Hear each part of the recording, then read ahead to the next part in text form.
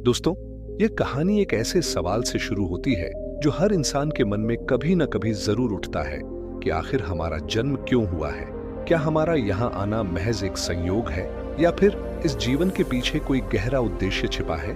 क्या हमें इस धरती पर किसी खास मकसद के लिए भेजा गया है या बस अपने दिन गिनने के लिए? कई बार हम सोचते हैं कि जीवन की यह दौड़, यह संघर्ष और यह सब किस लिए है।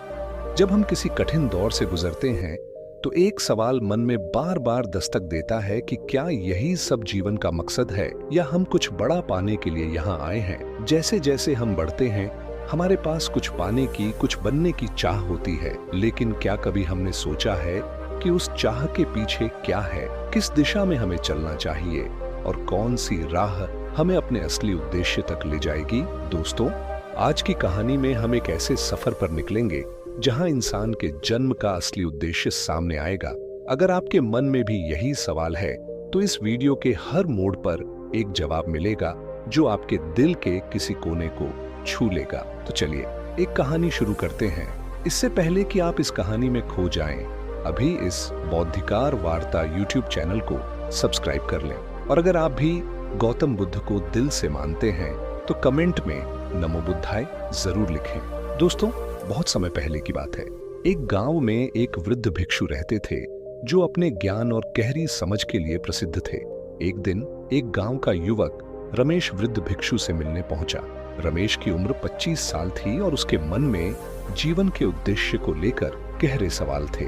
रमेश ने वृद्ध भिक्षु को प्रणाम किया और कहा, हे गुरुदेव, मैं यह जानना चाहता हूँ कि इंसान का जन्म क्यों होता है।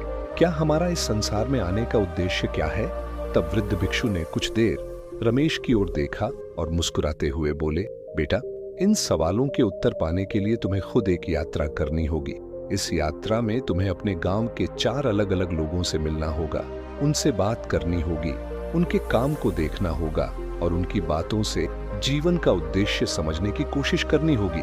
रमेश ने वृद्ध भिक्षु के निर्देशों का पालन करने का निश्चय किया और अपनी यात्रा शुरू की। कुछ दूर चलकर रमेश ने एक कुम्हार को देखा जो मिट्टी के घड़े बना रहा था। कुम्हार बड़े धैर्य से अपने चाक पर मिट्टी को आकार दे रहा था। रमेश ने उनके पास जाकर नम्रता से पूछा, महाशय, क्या मैं आपसे कुछ पूछ सकता हूँ? तब कुम्हार ने मुस्कुराते हुए कहा, पूछो बेटा, क्या जानना चाहते हो? रमेश ने कहा, आप मिट्टी से घड़े बनाते हैं, इस काम में इतनी मेहनत और धैर्य की आवश्यकता क्यों है? कुम्हार ने मिट्टी की ओर इशारा करते हुए कहा, देखो बेटा, यह मिट्टी पहले बेकार और अस्थिर होती है, लेकिन जब इसे सही मात्रा में पानी और मेरे हाथों की गढ़ाई मिलती है तो यह एक घड़े का रूप लेती है। यह जीवन का एक पाठ है। हमारे भीतर भी गढ़े जाने की प्रक्रिया होती है। हमारा उद्देश्य खुद को निखारना है, खुद को सही दिशा में ढालना है ताकि हम भी दूसरों के लिए उपयोगी बन सके, जैसे यह घड़ा लोगों की प्यास बुझाने के काम आता है। रमेश को समझ में आने लगा कि जीवन का एक उद्देश्य है खुद को निखारना और दूसरों के लिए उपयोगी बनना। फिर आगे बढ़ते हुए रमेश की मुलाकात एक बुनकर से हुई जो धागों से कपड़े बुन रहा था।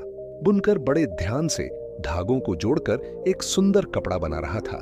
रमेश ने उनके पास जाकर कहा, आप इतनी मेहनत से यह धागे क्यों बुन रहे हैं? बुनकर ने हल्की मुस्कान के साथ कहा, यह कपड़ा बहुत सारे अलग अलग धागों से बनता है। हर धागा कमजोर और अकेला होता है, लेकिन जब इन्हें एकजुट कर बुना जाता है तो यह किसी को ढकने, बचाने और गर्म रखने का काम करता है। जीवन भी इसी तरह है बेटा। हमारा उद्देश्य केवल खुद को संवारना नहीं है, बल्कि समाज से जुड़कर एक ऐसा ताना बाना बनाना है जो सबको सहारा दे सके। जब हम सब एक साथ जुड़े रहते हैं तब जीवन का असली अर्थ समझ में आता है।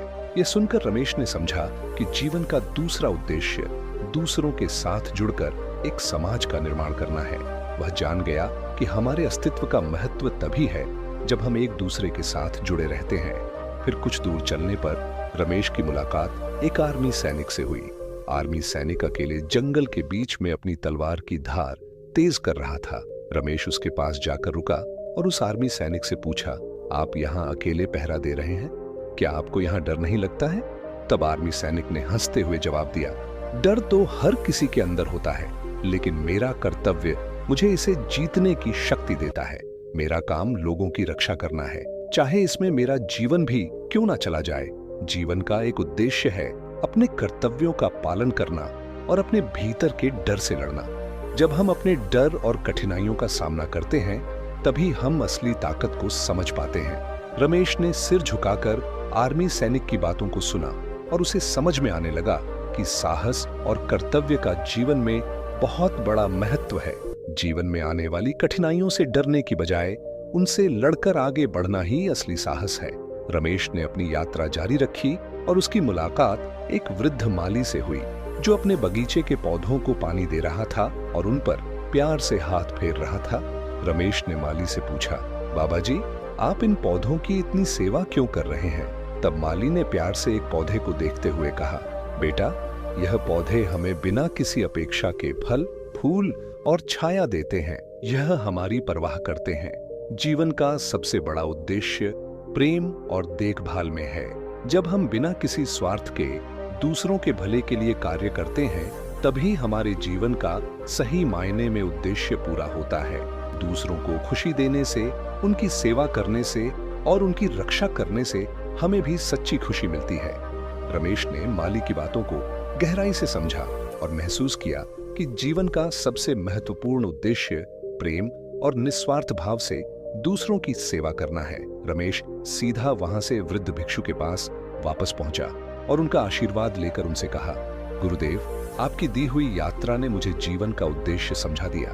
मैंने सीखा कि हमें खुद को निखारना चाहिए, दूसरों के साथ मिलकर समाज का निर्माण करना चाहिए, अपने कर्तव्यों का साहस से पालन करना चाहिए और सबसे महत्वपूर्ण निस्वार्थ प्रेम और सेवा का भाव रखना चाहिए। वृद्ध भिक्षु ने मुस्कुराते हुए कहा, रमेश, बिल्कुल सही, यही जीवन का वास्तविक उद्देश्य है। यह यात्रा केवल सवालों के जवाब ही नहीं है, बल्कि तुम्हारे भीतर का ज्ञान है जो अब जाग चुका है। हर व्यक्ति के पास अपने उद्देश्य होते हैं, लेकिन सभी का मूल एक ही है, कर्म, प्रेम और साहस से जीवन जीना।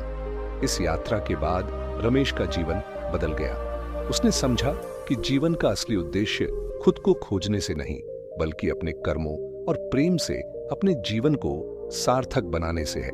तो दोस्तों, आज की इस कहानी से हमें समझ में आया कि जीवन का असली उद्देश्य केवल खुद के लिए जीना नहीं है, बल्कि दूसरों की मदद करना, प्रेम और दया दिखाना, साहस के साथ हर परिस्थिति का सामना करना और अपने कर्मों के माध्यम से अपने भीतर छुपे गुण को विकसित करना है। हमें इस धरती पर एक खास मकसद के लिए भेजा गया है, खुद को और अपने आसपास की दुनिया को बेहतर बनाना। क्या आपने इस कहानी से कुछ सीखा? क्या इसने आपके मन के सवालों का जवाब दिया?